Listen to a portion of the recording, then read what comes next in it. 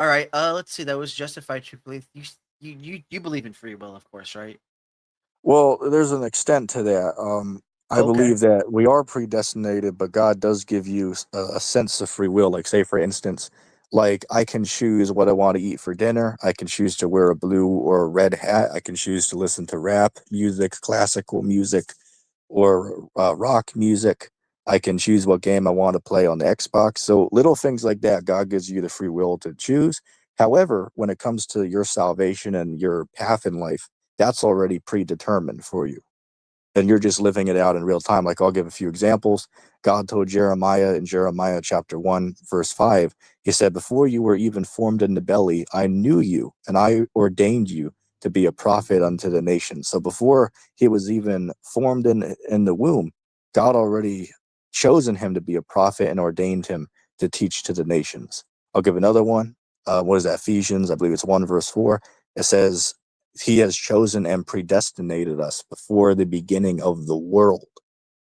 So that's just a couple of examples to show that we are predestinated in the Bible. But I can agree on some small aspects. God gives you a choice as to the examples I laid out Right. earlier. That'd be my answer. Do you think of it? And again, I also hate to. I'm breaking my own rule here by going to a work of fiction. But it's the only thing I can compare it to because I don't know a point in real life. I guess for like maybe a flip flopper, maybe I guess can go to like it would think it was John Kerry at the time for the presidential election. But anyway, I can't remember. I'll just go to Star Wars where Obi-Wan tells Anakin that he was the chosen one. He was supposed to destroy the Sith, not join them, right? Yeah. And it's only in joining the Sith that he's able to actually destroy it to some degree. Like if you follow the story, but in that in that joining of darkness, is there that redemption light like with Darth Vader in that sense where by going through it you destroy it. As God goes through darkness, I think there's a verse to that. God goes through evil, um, and that's something that I've always kind of considered. Like I say always, I don't mean always. I mean, um, I wonder about like with the essence of evil and our dealings with it. Like when we go through those things, if we choose those things, when is that too late cut off button to the Lord? Essentially, I think people would ask. Yeah, I hear you. Bear for me a second. Mm-hmm. All right, go ahead. You can continue.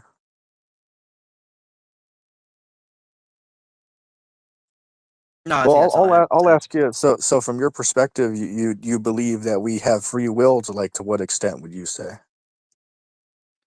To disobey. That's what I was trying to drive at. Like, sorry, I know that was long winded, but yeah, to No, you're good. disobey. Yeah, I mean, I would say God already knows what you're going to do, but as far as us, living out in real time, we have the sense that we're in control. We feel like, right? So a good Uh, analogy would be like we're in God's movie. If you put a DVD player into the DVD player, excuse me, if you put a DVD into the DVD player, you can fast forward it, you can rewind it, or you can just watch it from the beginning. If you do it 10 times, 50 times, 100 times, it all unfolds the same way each time. But you can watch it happen in real time. So we're all living in God's movie. He already knows the end from the beginning. He knows how this is all going to turn out. We're just living it out in real time. So we have a sense that we're in control, but God already knows, right? God's already right. 5 miles ahead of us. I don't know about that. I tend to see it as like a gift, but I get what you're saying. Like, because I don't think God like actually goes back in time and then edits things. Why would he need to do that if he already knows Wait, everything, right? wait, hold on. You said God go. You don't think God goes back time and edits things or something? I didn't hear you. Yeah, I don't think God would go back in time and like change something. Like, why would he need to change if it's Well, already to his will? I didn't say that he went back in time and changed something. I just Oh, said that. I thought like with the reverse and forward thing. I'm sorry, I got missed in that. You just mean he's present always. I get what you're saying. Right, like, say for Okay. instance, like the Bible says that he declared the end from the beginning. Like, a good question for you as a believer in free will.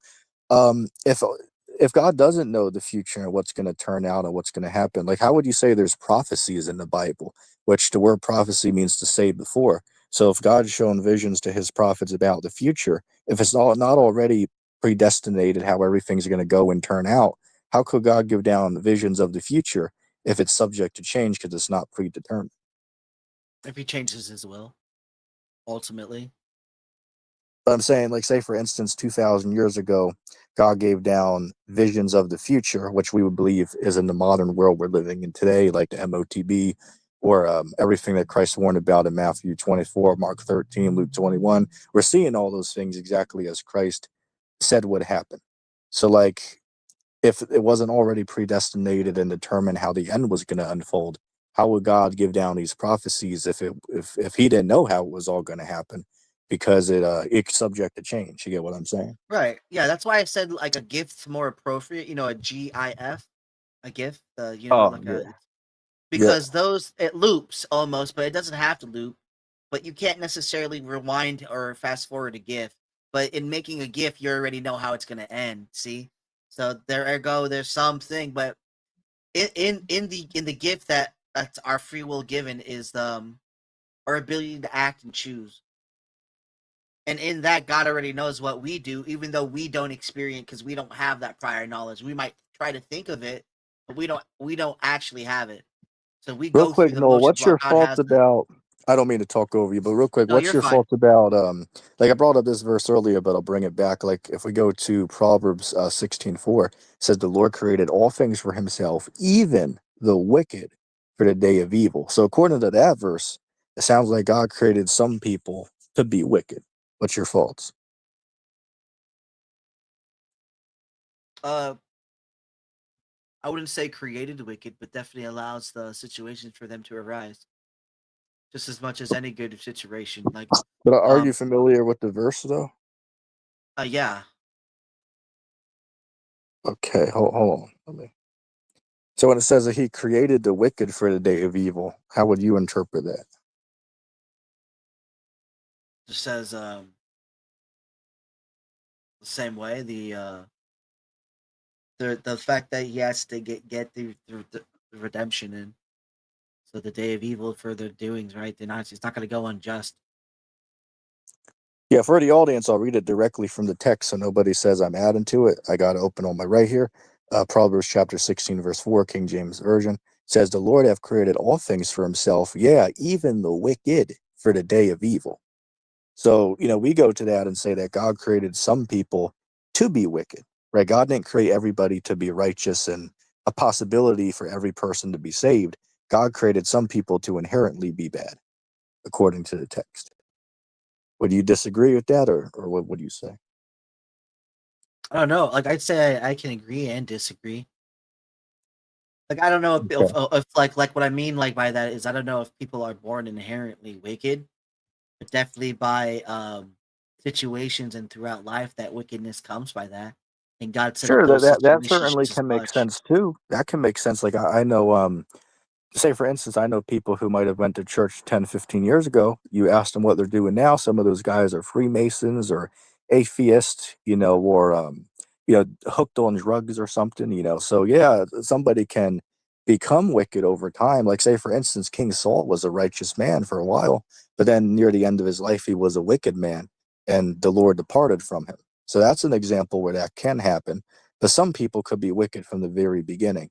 Now, before we wrap up the discussion, I remember a few months back on Jay Gee's channel, we talked about the reincarnation. Did you ever get a chance to look into any of those verses and subjects brought up? No, I could definitely do that though. Okay, so since a few months passed from that conversation, would you say you still hold the same stance on reincarnation, or what's your stance today on it? I don't think that there's a form of reincarnation in the way that we think of. Okay, There's that because if it's to be reincarnated means to be born again, like again through flesh and blood through the womb, if we're thinking a bit like that, or again in another animal, another form. I don't think it's like that. A resurrection is more the appropriate term that in which we undergo. I don't think that we enter the womb to pay for sins twice. That wouldn't we get two salvations? Well, Or no, we get a I second wouldn't say. chance at salvation. You know what I'm saying? Yeah.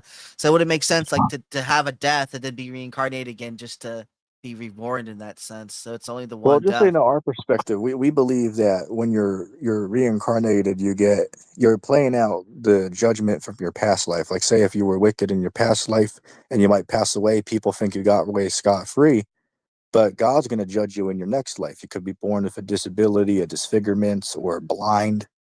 You could be judged that way for the way that you lived in your past life. But just a verse to throw up to you here. This is Job chapter 19. Can I pause you for a Yeah, second? Do you think yeah. that ties in by God creating a day for the wicked then? Like awaiting the wicked? Because in that you're lining you can suss those things out because you were wicked in this life. Now you're saying that these blind people are wicked people because of their past lives. And the reason why they're blind is because of their own wickedness. Well, what we think is that what we teach is that if you were wicked in your past life, you're going to be wicked in your next reincarnation. You're just going to continue the cycle. If you're a righteous man in the past life, you're going to come back as a righteous man in your next life. And why sometimes bad things happen to good people, like say for instance somebody might get a flat tire, but someone else might get ran over or hit with a stray bullet. So God will judge each person depending on their individual deeds. So that's why, say for Oh, instance, it how says many Job, reincarnations does one individual get at one life how many cycle one though? individual has, the Bible doesn't give an answer for that question. Though if we had to speculate, we'd say that it's likely that you could come back like every couple hundred years, but it's not a set in stone answer that I can give for that. Well, Some how people many could have. souls okay. Go How ahead. many souls are being reincarnated? What's the set amount of souls that God had set beforehand? Because you can only have reincarnation with so many numbers and no new soul be born unless that's just part of new souls being born alongside reincarnation. Because then so many births are reincarnated individuals.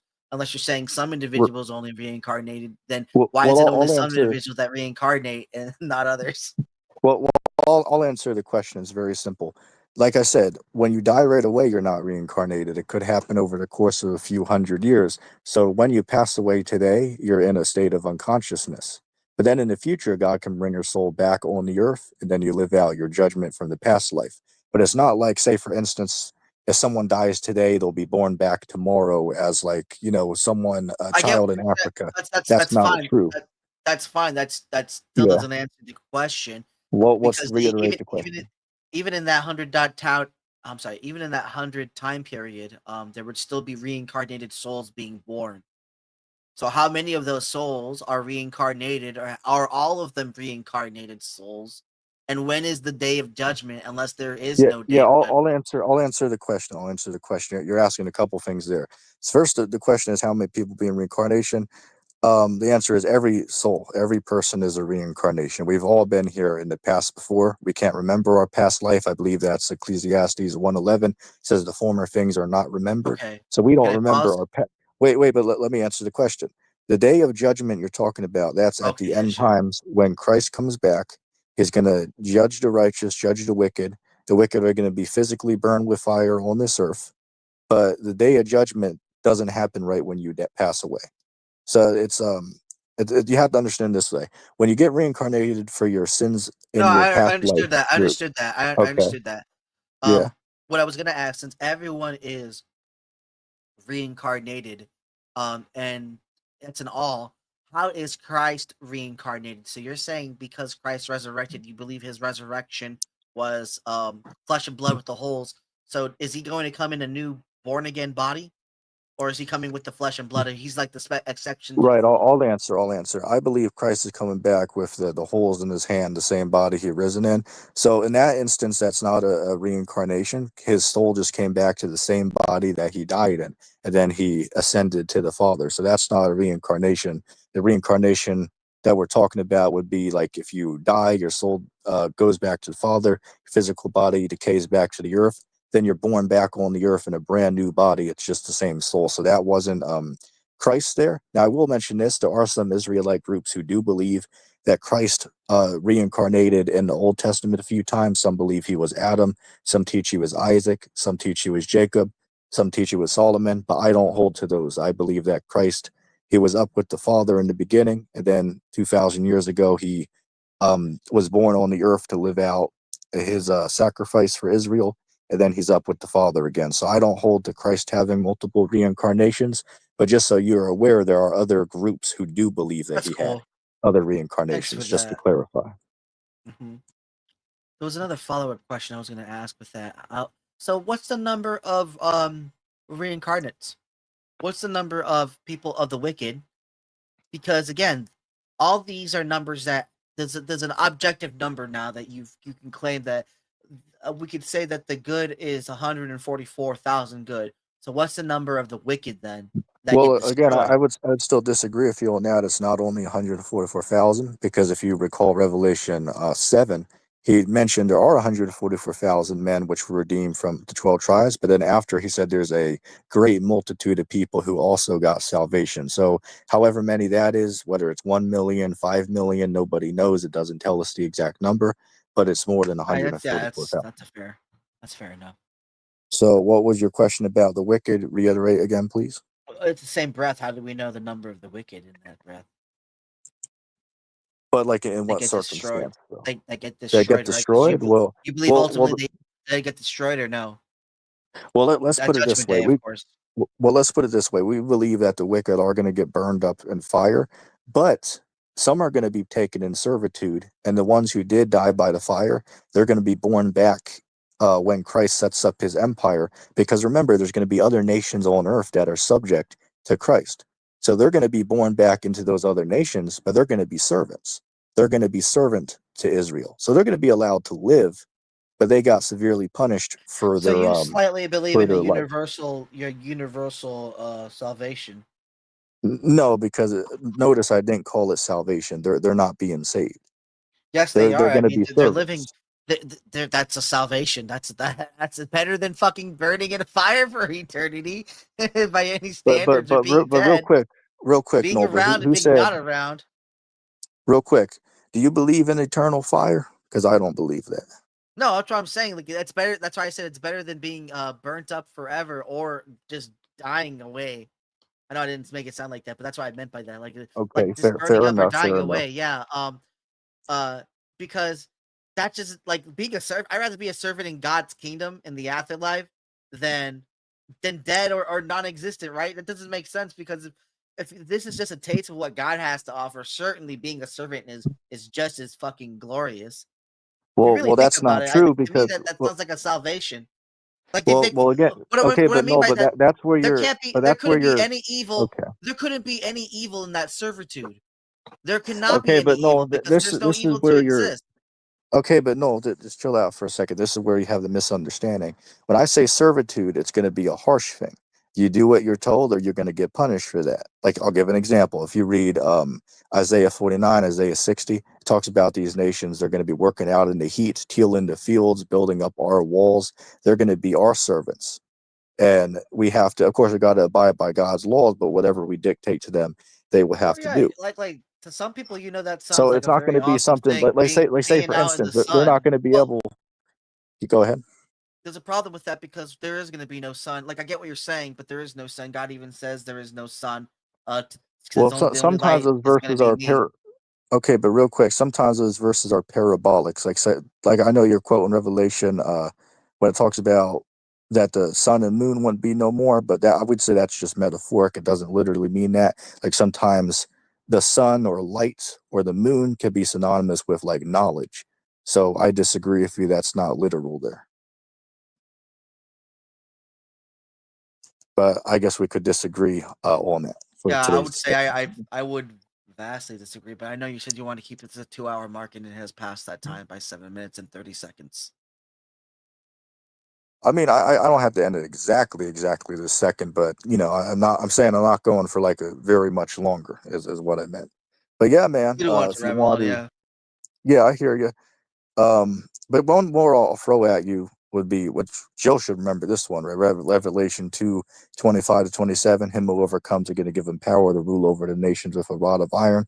You wouldn't say that's like oppressive. You wouldn't say that's like anything negative for the nations. That's like salvation to them by being ruled over by a rod of iron.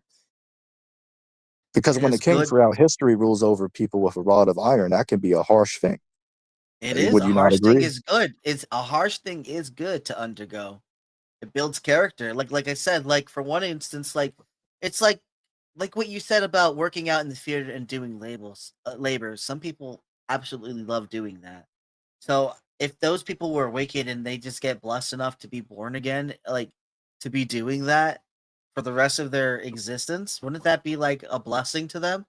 So like I get what you're saying, and much as you say it's harsh because you think it is, but to me, like it other like I don't think God would put people who don't want to be there and have them suffering because that suffering's supposed to be done away with. So I imagine the people that are going to be slaves. I wouldn't disagree that they wouldn't be slaves. I'm just saying I imagine the slaves are very much happy what they're doing. They wouldn't be disappointed in there, and there wouldn't be any wickedness or our human ideas, fetishes that go into slavery like that. But like Hey, again, no, real quick. So I understand from your perspective, you believe Isaiah 14 happened through history, or do you agree that that's like a future thing? what do you mean by Isaiah 14? You'd have to describe it for me, like at the verse. Like, say, for instance, like I'll read the top of the chapter here. But you should be familiar with this because every Christian goes here to talk about how Satan fell from heaven. Um, but anyway, Isaiah 14, verse 1, it says, "For the Lord will have mercy on Jacob, will yet choose Israel, and set them in their own land. And the stranger shall be joined with them, and they shall cleave to the house of Jacob. And the people shall take them, and bring them to their place. And the house of Israel shall possess them in the land of the Lord for servants and handmaids. And they shall take them captive, whose captives they were, and they shall rule over their oppressors." A matter of fact, I'll even read verse 3 and 4 says, "And it shall come to pass in that day that the Lord will give thee rest from your sorrow and from thy fear, and from the hard bondage wherein you were made to serve. And thou shalt take up this proverb against the king of Babylon. Say, how has the oppressor ceased? The golden city has ceased." All right, you want me to So, answer that? yeah, go ahead. Okay, so for one, it's not talking about the slaves coming into that nation of Israel. It's directed to the king of Babylon. So there's a distinguishing there. The king of Babylon is the one that's saying we are gonna stop all over you by taking in your people by God's ways. But real quick, it says, "Thou shalt take up this proverb against the king of Babylon." So, what's the proverb that it's speaking about? I believe what was just spoken of Right, the right, servants coming to. exactly. So it's saying all this against the king of Babylon. But here's where the disagreement would come in. We believe the Okay. king of Babylon is talking about modern day Babylon, America. But apparently, like, do you believe that was like King Nebuchadnezzar from ancient Babylon, or his son? I mean, it could still bleed in through the future, right? You said this is all things are reincarnated, so why wouldn't the same similar things bleed through as well?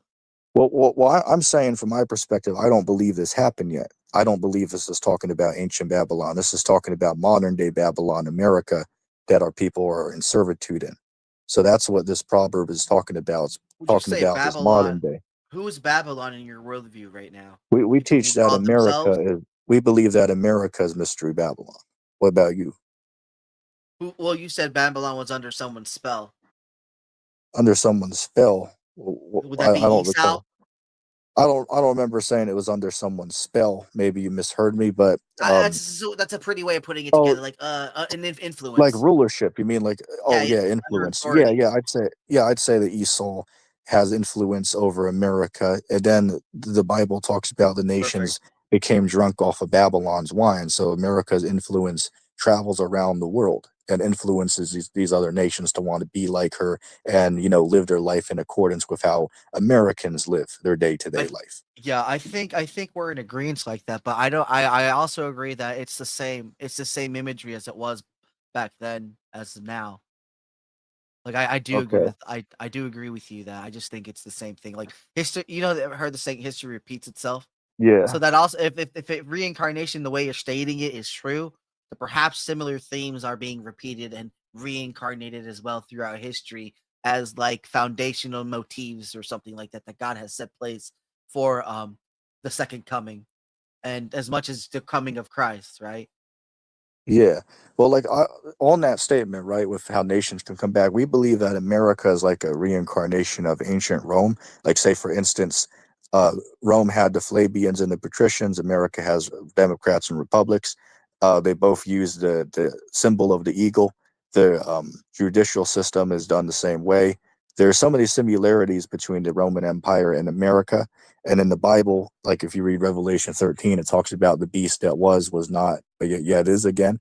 The beast came back. So we believe that America is just a revival of the ancient Roman Empire. So America's Rome back again in the end times. That's what we'd say. So that in a way, that's like a reincarnation of Rome today. It's not called Rome. It's now called America, but it's basically a revival of it in the modern day. That's what we teach on that.